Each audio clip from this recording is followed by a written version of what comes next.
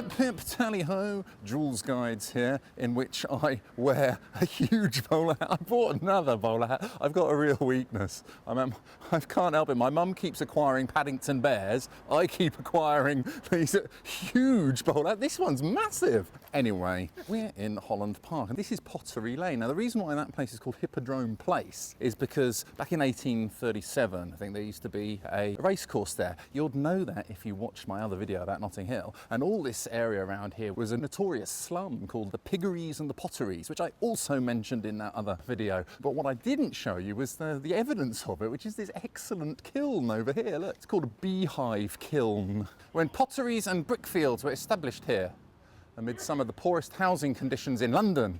I mean, the whole area was frequented by vagabonds, apparently. I think the Times at the time, they described it as the dirty and dissolute vagabonds of London, a more filthy and disgusting crew we seldom had the misfortune to encounter. And apparently because there was a public right of way over this racecourse over there, because hippodrome comes from the Greek hippos dromos, meaning horse, racing, it doesn't matter.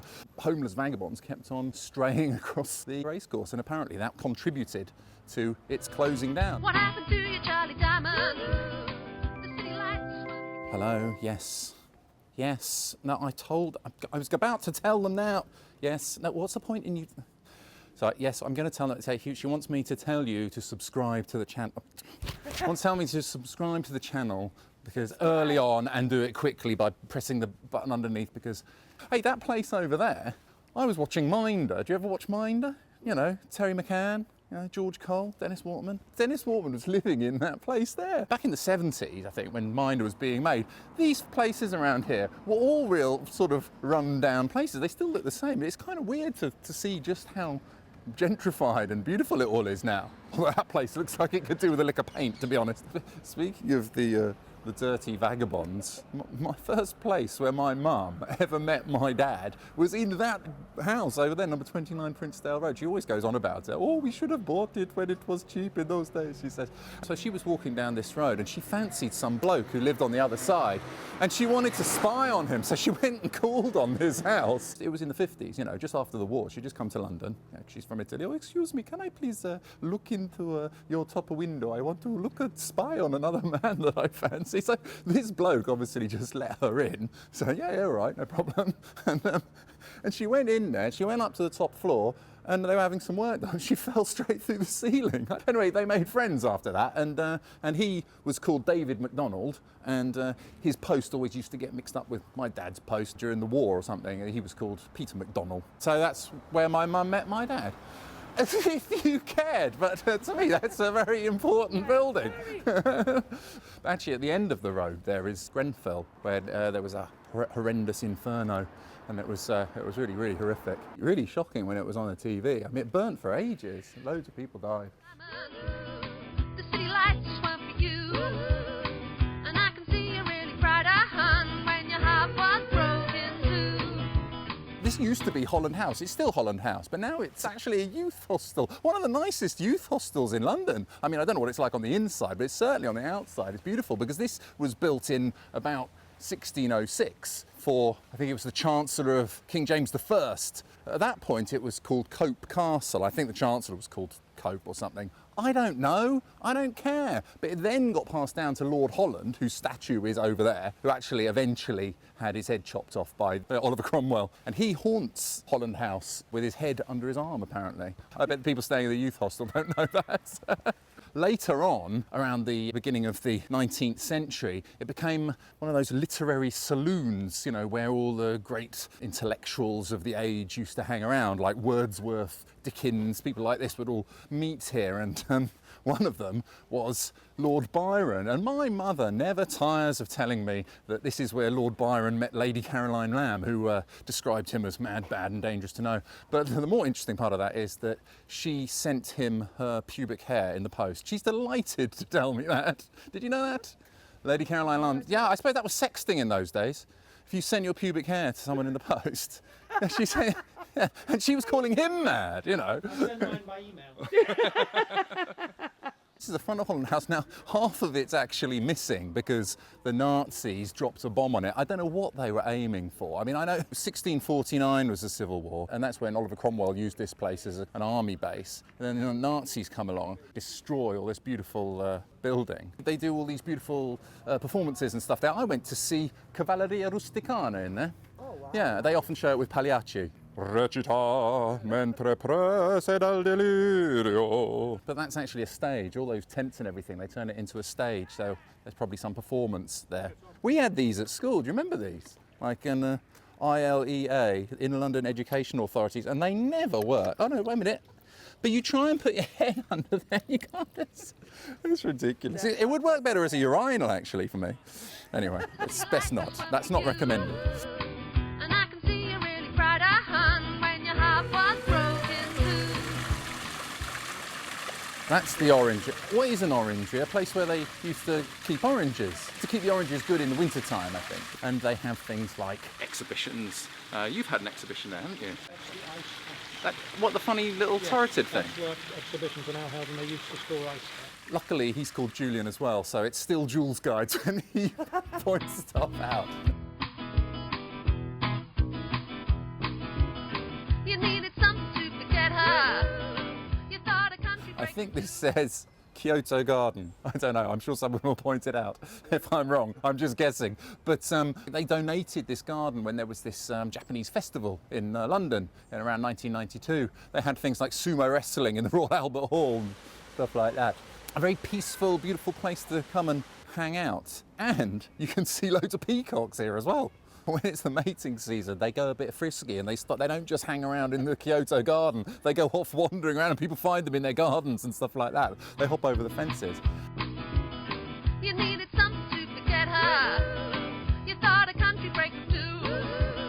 Now you're in Devon, how's the weather? It's raining there on you. I can't touch meat until it's cooked, personally, myself. As a child, I used to weep in butcher shops. There comes a devastating time in a young man's life when he quite reasonably awakens and says to himself, I shall never play the Dane. Fonzie, come along. What noise do peacocks make? No, that's a chicken. Cock-a-doodle. It's not answering the mating call of the lesser spotted Jules. How can you tell the difference between a male cock and a female cock? Males are the blue with the feathers. The females are more green, and they don't have the feathers. Ah.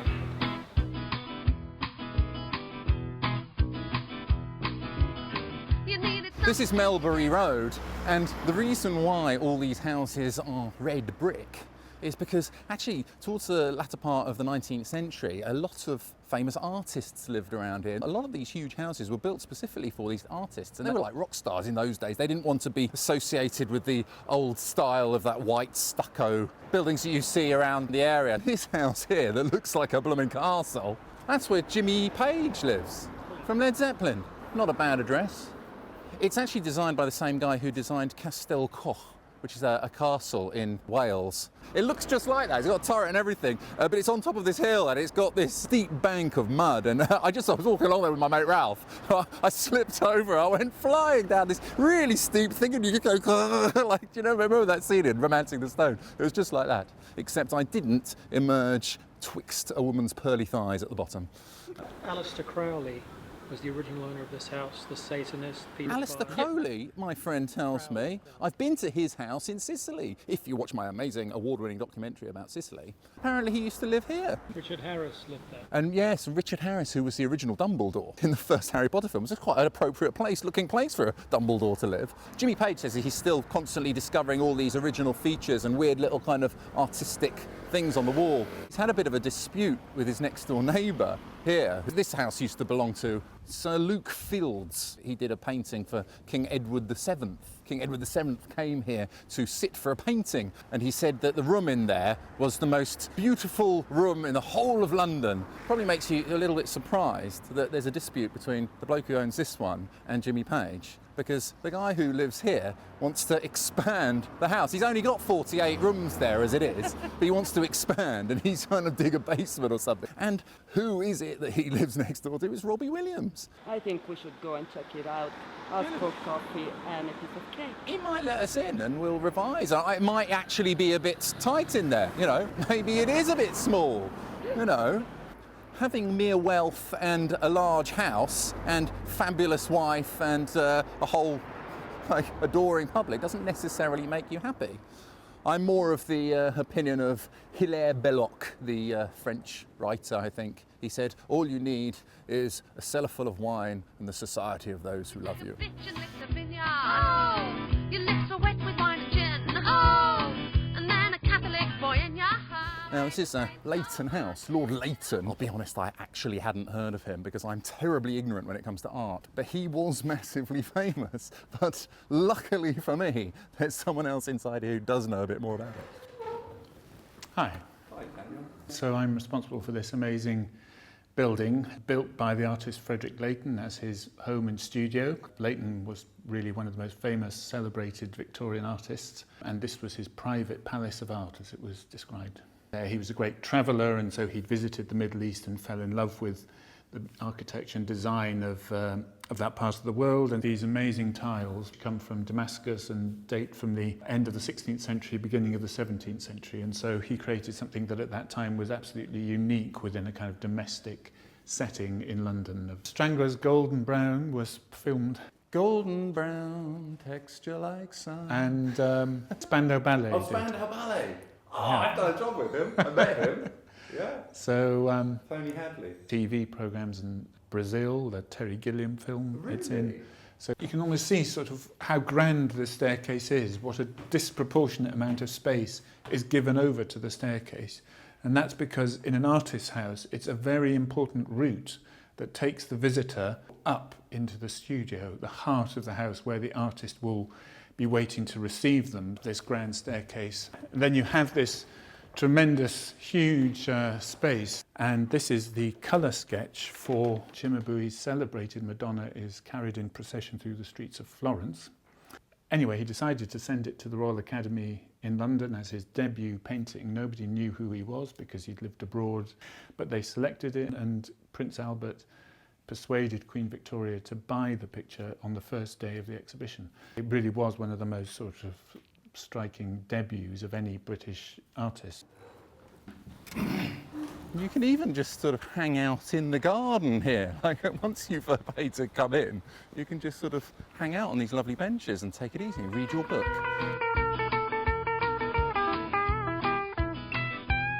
Yeah, so this is Kensington High Street, and over there, that used to be a beautiful cinema. Lovely classic old cinema. I think it was then bought up by one of these Russian billionaire conglomerates or something, and they're going to turn it into luxury flats. What a surprise.